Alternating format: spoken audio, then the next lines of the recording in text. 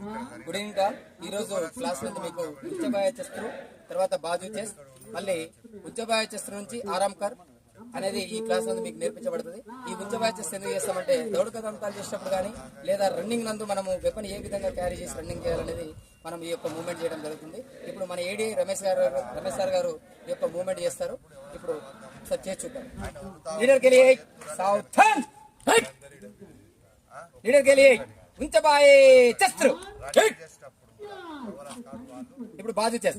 Leader के लिए బాజు చస్త్రు.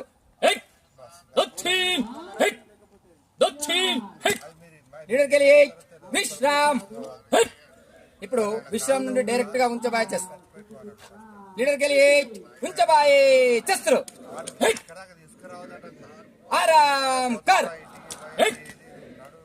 ఇది ఈ క్లాస్ నందు ఈ విధంగా ఉచ్చబాయ చేస్తూ రెండు విధాలుగా చేయొచ్చు.